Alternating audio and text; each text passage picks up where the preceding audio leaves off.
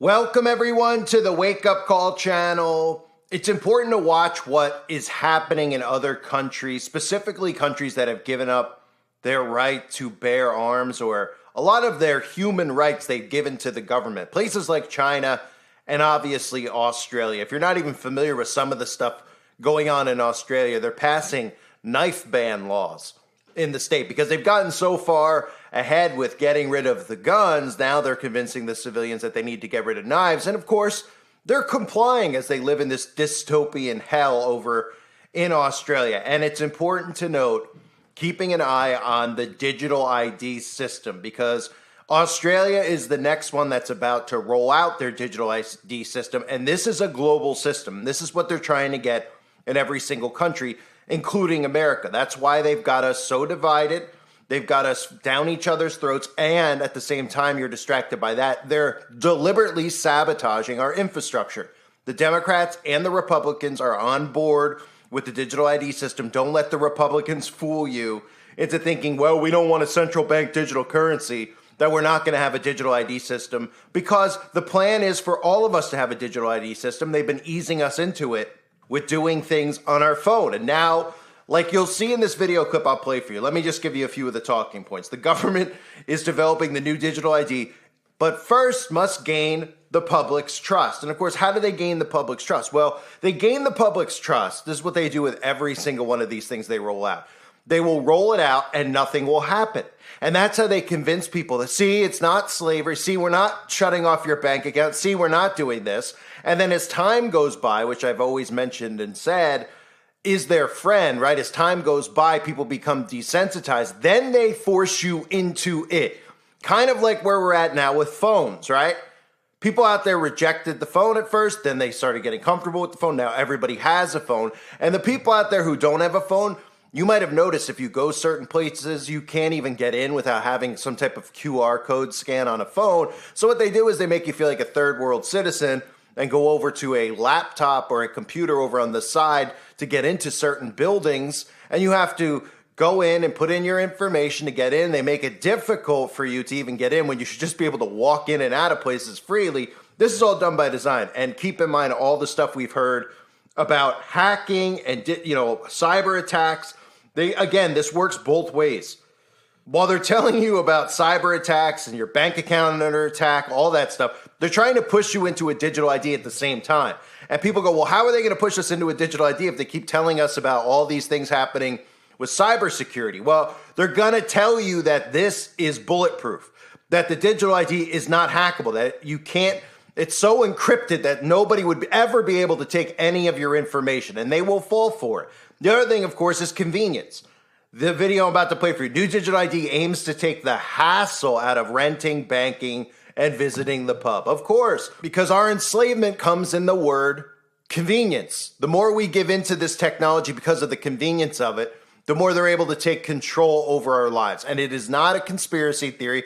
This is what's happening, and people need to realize how this works. This is what they're airing over there as they continue to tell you, don't worry, the government's not going to do this or that to you. We'll watch out and make sure they don't. Little by little saying, hey, and you also don't have to join yet. Well, of course you don't have to join yet because they don't want you to feel like you're getting forced into it. They expect you to sign up willfully as time goes by because they're going to make it harder for you to survive without a digital ID. Hence, you won't be able to buy or sell without it. Take a look. Australians became familiar with scanning QR codes during the COVID pandemic, but the government says this is different. Text is something brand new and world-leading. Labor says businesses will soon be able to opt into technology called Trust Exchange, or TEX, to verify a customer's identity, allowing personal information the government already has to be shared with the tap of a phone. It's a secure means by which to exchange with a third party who you are. The aim is for customers to hand over less personal data, preventing businesses from storing it and becoming targets for hackers. So how would this work in practice? Say you're checking into a hotel and would usually hand over your passport. With TEX, you'd scan a QR code at the front desk that digitally shakes hands with your MyGov app. The app lets you choose what personal information gets shared with the hotel, and you'll have a record in your MyGov app of what you shared and where. Cyber experts have concerns about that record. If the government's involved in every transaction, then they have the potential to know that I've gone to this hotel at this time.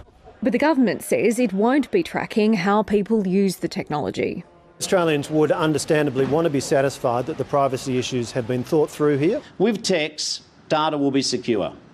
Text will be time-saving, it'll be money-saving. Minister Shorten says companies such as Google and Telstra will be involved in developing the technology, with a pilot ready to be trialled next year. Australians are happy to tap and go. Now the government wants them to tap and show. What we want to do is make life easier, allow your credentials to be at your fingertips and keep your personal information safer. A digital ID called TEX linked to MyGov, removing the need to hand over passports, driver's licences, birth certificates for companies to store and too often lose to hackers. The Optus incident, one of the first in a large scale, showed why we have to do things differently. The information will be heavily encrypted, so no sensitive data is shared or stored, using a QR code and a simple tap to verify ID for hotel bookings, hiring cars, signing up for phones and more. This is really a game changer in putting citizens at the centre of their identity management. The TEX system will use personal data already stored on MyGov and send a digital receipt of all information shared and with whom. The chance of fraud reduced, but not entirely removed. Some people will go and try and create false MyGov identities. We're trying to strengthen all of the issues against that. The TEX system is in the final stages of development with the aim of being rolled out next year. Using it, though, will be optional. Google and Telstra are helping develop the technology. Text will be time-saving, it'll be money-saving. The opposition raising questions. Mr Shorten's talking a big game, but let's wait and see whether he can actually deliver. Saying tap and show is a wait and see.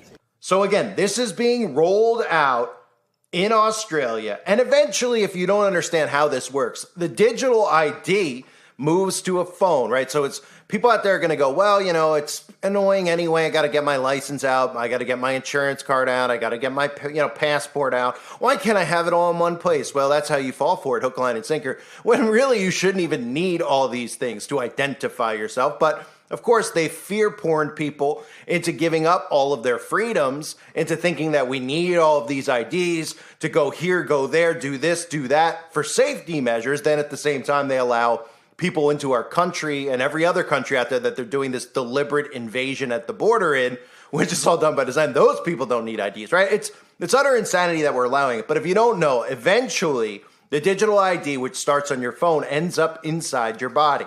You become the QR code, okay? The next step that they don't tell you about is while you get comfortable with the digital ID and you go places and scan stuff on your phone, is to get the phone inside of you. I've played the clips for you over and over and over again. The main theme of The Matrix that no one ever talks about is turning you into a battery. The main theme, one of the main themes that they talk about at the World Economic Forum, is getting the phone inside of your body. And of course, I've shown you this clip of the smart mark, but it's important to pay attention because it's conveniently called the smart mark. The Matrix. Control. The Matrix is a computer-generated dream world built to keep us under control in order to change a human being into this. Future, you will have such a good digital twin that you'll be able to go into the metaverse, into a virtual reality world, turn a dial, pull a switch, feel around, and actually change it in the real plant? Absolutely. And this is not far off. I mean, the physical and the digital worlds, they will grow together, and the result is exactly what you just said. I wanted to ask when you all think we're going to move from this form factor to something that's on your face, glasses, and when computing's all on the edge. All right, 50 seconds. Who wants to answer quickly? I think it will go. It will. First of all, it will definitely happen. I was talking about 6G earlier, which is around 2030. I would say that by then, definitely the smartphone as we know it today will not anymore be the usual kind of the most common interface. Wow. Many of these things will be built directly into our bodies. Stunned by the sudden rollout of Rook Unlimited's most fantastic device ever, the Smart Mark. Because the Smart Mark is more than just a phone. It's part of you. Use it as cash and even shoot video. Distribution points are all over the city. The Rook Unlimited Smart Mark is worth the wait. The Smart Mark has brought order to my life. And the best part? It's absolutely free. 23% of the population has been given the Smart Mark, number one. Time to test our system numbers. Put our new recruits to work. Subtly. We should find the Flex Fighters. I ought to find the Flex Fighters.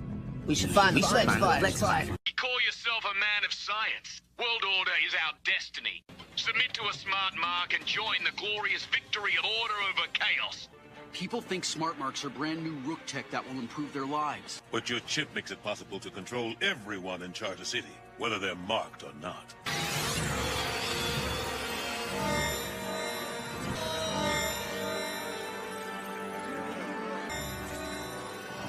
So eventually, this is what the world looks like, right? We have a digital ID system in place in all these countries. Again, it'll be global, the digital ID, your passport, your life, everything will be, right? But to start, it's not going to be inside your body. First, they need you to comply to this, and convenience is the name of the game. Then over time, which will be short, a few years, the next step will be the transition of the phone inside of the body. Do you see where this is going? Why I put in the clip of the Smart Mark, right? Wearable tech going into your skin underneath your body. But first, the most important thing, which is always the most important thing, is the propaganda. This system does not function without their propaganda. This system also does not function without technology. So for those of you who say over and over again, how do we get out of this? Who think that the answer is a civil war or this or that or going and rioting against the government, separate yourself from technology. Become less dependent on technology for information, which means when you have a question, instead of a Google search, have books on hand, have books and things that are offline so that you could take care of yourself without depending on technology. The less dependent we are on technology, the less control they have over us. It's that simple. But the more we move forward with tech, the more we're getting closer to our digital enslavement. And one of the things out there that's really important to pay attention to, not just other countries who are moving forward with digital IDs, but watching how the theatrics of politics plays out. Because a common theme here that you're seeing is that Republicans are okay with the technology. They're okay with doing things. It's going to prevent cyber attacks and all this other stuff and misinformation, because that's what this really leads to, is the misinformation stuff. The other thing in Australia, which I mentioned a couple of months ago, was really how they want to criminalize people for posting stuff online. In the words of Cybersecurity Minister Claire O'Neil, just about every problem that we have as a country is either being exacerbated by or caused by social media. And we're not seeing a skerrick of responsibility taken by these companies. And why is this happening? Because on social media, bad behaviour is good for business. The social media giants, they profit from evil videos. They profit from bullying. They profit from online con artists. They profit from glamorising eating disorders. In the words of a British father who, like Wayne, lost their child to suicide, they monetise misery. In Meta's case, according to a recent report in the UK's Sunday Times magazine, that profit is a staggering $136 million every single day. It's understandable that we focus on the content that is causing the harm, but the other truly damaging aspect of all this is the partnership between the content and the conduct of the businesses that distribute it. The content and the conduct are partners in crime. We know this is the case from Facebook whistleblower Frances Haugen. She says that Facebook knew its algorithms were damaging teenagers' mental health. It knew that posts instigated ethnic violence in countries like Ethiopia, and it failed to curb misinformation before the Capitol Hill riots on January 6. Around the world, people are demanding that the days of the digital Wild West have to stop. The algorithms and those that operate them in total secrecy are the biggest villains. It's time we made them accountable. And they're playing at people's heartstrings by telling you these stories about young teens who end their lives because somebody bullied them online. They don't build people up anymore and say, hey, who cares what somebody says? Sticks and stones may break my bones, but words will never hurt me. They don't do any of that stuff anymore. They want you to lay down and be emotionally weak because, again, that's how global communism works. And then you go to Big Brother so Big Brother can protect you. And really for Big Brother, it's not about protecting civilians from having their feelings hurt. It's about censoring speech, because the more we allow censorship of speech because you say a certain word and somebody's offended by that word and they can put more laws in place, eventually you won't be able to question the news, and you certainly won't be able to question the government. And that's what it's all about for them. That's what the digital ID is about as well. It's not just buying and selling online. It's talking online. There will be no anonymous. There will be none of us speaking online without having a digital ID in place. And that's when I'm done with speaking online, when that is the way that is, although there'll still be loopholes and ways to get around it and using other people's IDs and stuff like that. But once it's embedded in you, then there's really no way around it. And that's the step that comes later. First, we get the digital ID in place. Then we get the digital ID, where the digital ID and the QR code becomes one with you. And people out there think it's crazy, but when it actually happens, they'll be desensitized by the process so much that they won't even see it coming, because that's how this mind control works. It's easing you into this stuff, right? I mean, the propaganda you saw being aired in Australia is, why do we need a digital ID? What's good about it? Well, then you think about all the propaganda you've heard over the last couple of years, right? Cyber attacks, bank attacks, AT&T attacks, data breach, all done by design to get you compliant. That's what the news is there for. It's to condition you, and it's conditioning people into being fearful that we need something else. And then when they come in and tell you that, well, a digital ID is unhackable, nobody will go, well, how is that unhackable? But this other crap is hackable. And then they'll go, well, it's encrypted. It's all things like they do with magic potions and other things they call science, then CERN, that type of stuff, where they don't expect you to understand. So they say, well, you can't hack it. Right? Just like with CERN, oh, we're not trying to open a black hole. It's scientific stuff that you wouldn't get. So then the majority of sheeple out there go, oh, okay, well, they're telling us that it's not hackable anymore because of, codes and stuff. Okay, I'm in. And then they go, well, look, in the beginning, all these people who got the digital ID, they're living wonderfully, right? That'll be the next step. Oh, look at the people who have the digital ID. Look how easy life is for them. They'll air propaganda on the news, and they'll show you how easy it is for people to get in and out of the airport, how easy it is to go to a restaurant, get a reservation, the simplest crap. They'll just feed it to you so that you watch it and you go, all right, well, you hear it once, you hear it twice, you hear it 10 times, and you finally go, I think I'm going to get the digital ID, because you have one bad experience at the airport, which is deliberately being done, right? You go to the airport, you don't have a digital ID, they'll make the line harder, longer, more stressful on you, the more things you have to do to show that you're, safe to travel. And you'll go, with the digital ID, I don't even have to check my bag anymore. I don't have to do any of this stuff. I don't have to go through a security check. Nope. The digital ID, you don't have to do any of it. Oh, okay. And eventually they go, hey, all this stuff about digital ID being dangerous. What's the difference between me going online and banking with Bank of America or anything else? It's the same thing, man. No, it's not actually. It's not. Once you have your digital footprint all tied into your digital ID, you then officially belong to the government. You're officially a product of the government. And until that happens, we are still free. But once that happens, which is why I believe the digital ID ties into the mark of the beast, because again, your potion status, the vax, all those things are going to tie into the digital ID. And the digital ID just is going to be, your phone. You talk about doing it on your phone now with the QR code. It's going to be embedded in your genetic code. It's very simple to figure out. They've been telling us about this stuff. They've been giving us little hints at it with little test runs they've done, like the Amazon Go store, where you walk in the store and you walk out of the store. You don't have to pay cash. You don't have to do anything. You go in and out, right? That's what it's going to be. It's just going to be embedded in you. Your body is going to be the thing that gets scanned through the infrared, etc. Your body, your genetic code. When they talk about gene editing, what do you think they're eventually talking about and getting you ready for? So all of this stuff will be embedded. But for now, the government is going to roll this out to gain the public's trust. That's the key thing to pay attention to with this story in Australia.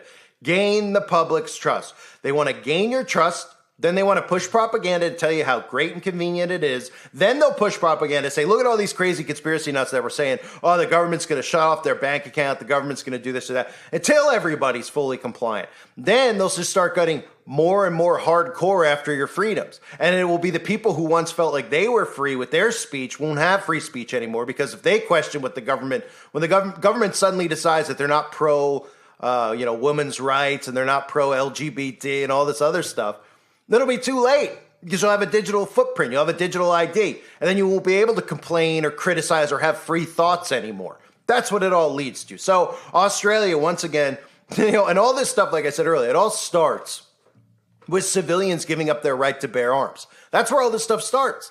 Those countries that give up their freedoms there are no longer a threat to the government. The government then just starts taking more and more and more. Like I said, Australia goes from no guns to what? Oh, they go from no guns to now no knives. They want to make sure you don't have knives. And now, like I mentioned recently, spreading into the UK, right?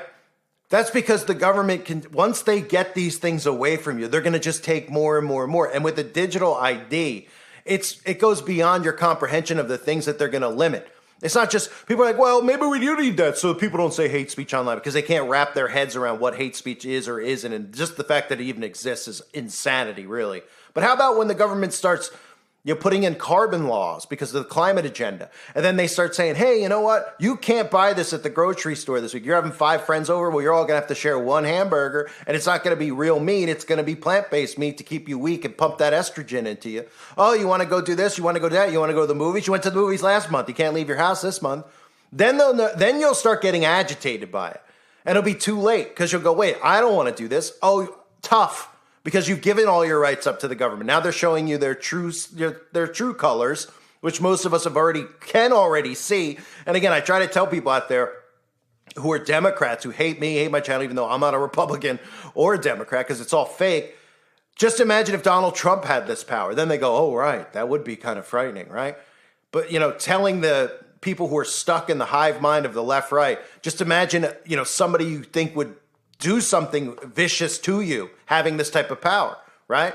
Then they go, oh, okay, maybe that is bad, right? We wouldn't want Trump to have that, because then he'll censor what I say online. How about we just don't give any of our free will up to these psychopaths, these tyrants? How about that? How about the people realize what they're trying to do? And how that old saying that everybody knows, divide and conquer, order out of chaos, how it's happening right now. And on the flip side, while everybody's paying attention to fake charade elections, these are the things that the government is passing and trying to tell you it's for your safety and your protection, right? Meanwhile, nobody trusts the government as far as they can spit. Pretty incredible. I thank everybody for being here. Hope you're doing well. God bless you as always and your families.